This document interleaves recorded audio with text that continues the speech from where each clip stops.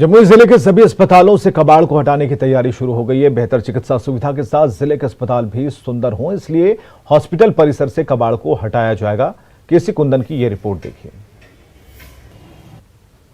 जिले के सरकारी अस्पतालों में बेहतर स्वास्थ्य सुविधा के साथ अस्पताल सुंदर बने, इसलिए अब सरकार ने निर्णय लिया कि अस्पताल परिसर में जो कबाड़ है, मतलब स्क्रैप है, उसकी अब नीलामी होगी, उसको हटाया जाएगा और अस्पताल परिसर को सुंदर बनाया जाएगा।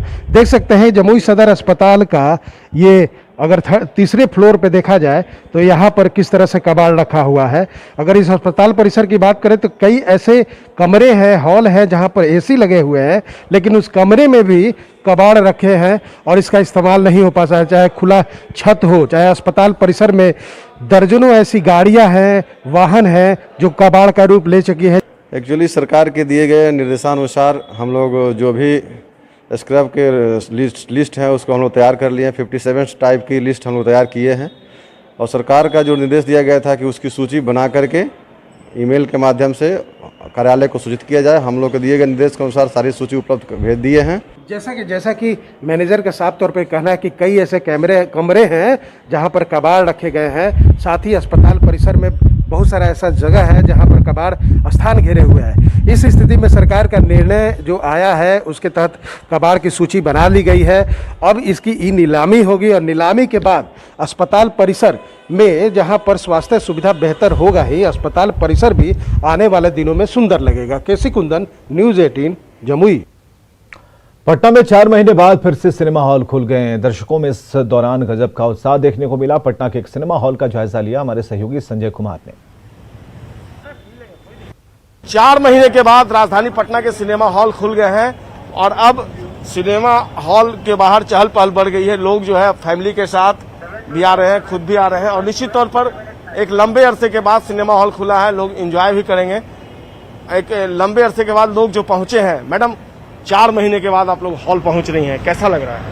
अच्छा लग रहा है, बहुत दिन के बाद घूमने के लिए आए हैं। तो ऐसे लॉकडाउन में तो ठीक था, मतलब कोविड को लेके घर में ही रहना चाहिए, लेकिन लॉकडाउन खत्म होने के बाद देखते हैं। नई फिल्म है? हाँ, नई फिल्म है।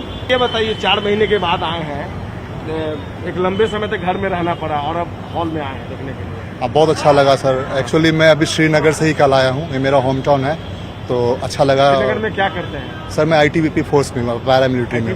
जी। लगातार जो लोग हैं उनके आने का सिलसिला जारी है, रौनकता बढ़ी है सिनेमा हॉल की और मास्क भी पहनना है और जो कोविड-19 का जो प्रोटोकॉल है उसको लोग फॉलो कर रहे हैं, मास्क पहन के सोशल डिस्टेंसिंग के साथ। और जो सिनेमा हॉल से जुड़े लोग हैं वो बार बार इंस्ट्रक्ट भी कर रहे हैं कि हर हाल में देखिए यहाँ पर थर्मल स्क्रीनिंग से जांच भी की जा रही है। आप लोगों ने भी लंबा इंतजार किया और 4 महीने के बाद सिनेमा हॉल खुला है आज। देखिए, हमारे लिए खुशी की बात है कि 4 महीने के बाद, इसलिए कि सबसे ज़्यादा स्टाफ आदि प्रभावित हुआ है, रीजेंट का मतलब रीजेंट क्या, पूरे सिनेमा इंडस्ट्री का प्रभाव।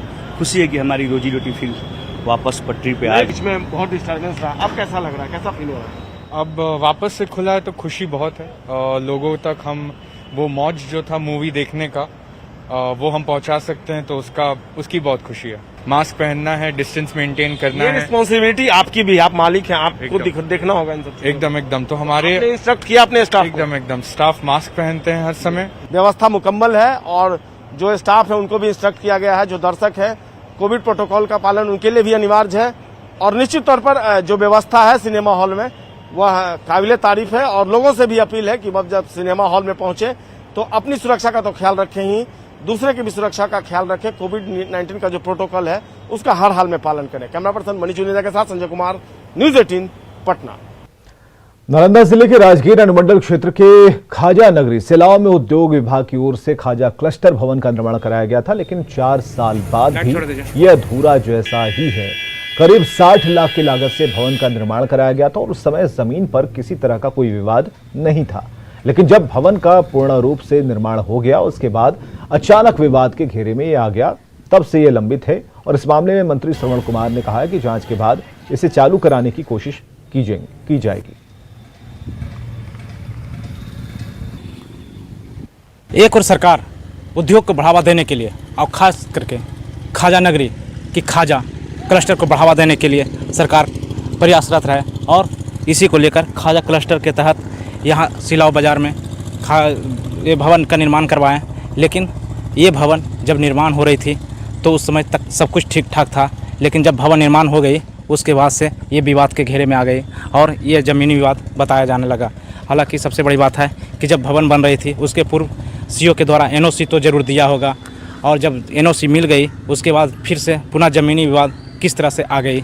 और ये जो 60 लाख से बनाई गई जो भवन है, आप देख सकते हैं कि जो 60 लाख से जो भवन बनाए गए चकाचक भवन है, निर्माण कार्य पूर्ण हो गई और ये 4 सालों से इसी तरह अधर में लटका हुआ है। हालांकि जिस प्रकार से जो 60 लाख खर्च हुई है, ये सरकार के राजस्व का हानि हो रही है। यहाँ पर जो खाजा क्लस्टर है, ये यहाँ पर लोगों को था कि एक छत के नीचे सभी अपने खाजा का यहाँ बनाएंगे और देश विदेश को उपलब्ध कराएंगे, लेकिन जिस तरह से आप देख सकते हैं कि वो जीर्ण शीर्ण अवस्था में अब पहुँचने लगी है। और ये उद्घाटन के पूर्व ये जिस तरह से ये बंद पड़ी हुई है, उद्घाटन के पूर्व जीर्ण शीर्ण अवस्था में पहुँच रही है, इससे साफ जाहिर हो रहा है कि जो सरकार की जो 60 लाख रुपया इसमें खर्च बैठी है, ये कौन लोग इनका जिम्मेदार होगा और इसका जवाब कौन देंगे कि 60 लाख इसमें क्यों लगाया गया है। अगर जब ज़मीन विवादित था तो सीओ ने क्यों एनओसी दिया है, ये सारे सवाल न्यूज़ 18 पूछ रही है। नालंदा से न्यूज़ 18 के लिए अभिषेक कुमार। नहीं, हमें इस बात की जानकारी आपके माध्यम से मिल रही है, उसकी मैं तहकीकात करूँगा और संबंधित अधिकारी से आज ही मैं बात करूँगा। जो खाजा उद्योग है उसको क्लस्टर के माध्यम से आगे बढ़ाने की बात कही गई थी, लेकिन अभी जो समय है कोविड का, अभी जो समय है कोरोना का, इसके चलते कुछ गति धीमी पड़ सकती है। और अब बात औरंगाबाद सदर अस्पताल के आईसीयू की, जिसे कोरोना की दूसरी लहर के दौरान काफी कोशिशों के बाद किसी तरह चालू कराया गया, लेकिन कुछ दिनों बाद ही ये आईसीयू डॉक्टरों की मनमानी की भेंट चढ़ गया है। शुरुआती दौर में कई जरूरतमंद मरीजों को आईसीयू की सेवा जरूर मिली, मगर कुछ ही दिनों के बाद में इसे लेकर लापरवाही शुरू हो गई और डॉक्टर नाइट ड्यूटी से गायब रहने लगे। इस संबंध में जब सिविल सर्जन से बात की गई तो उन्होंने कहा कि उचित कार्रवाई होगी। 8:50 में भर्ती किए थे और लगभग 7 बजे अस्पताल में इन हो गए थे। इमरजेंसी वार्ड में 6 बजे से ही थे। कोई डॉक्टर नहीं, कोई डॉक्टर नहीं। इमरजेंसी वार्ड में ही सिर्फ डॉक्टर थे। आईसीयू में कोई नहीं, आईसीयू में कोई डॉक्टर।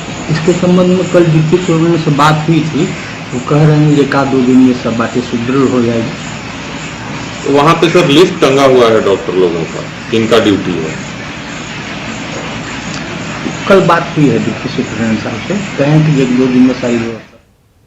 और खबरें लगातार जारी हैं, आप बने रहें हमारे साथ।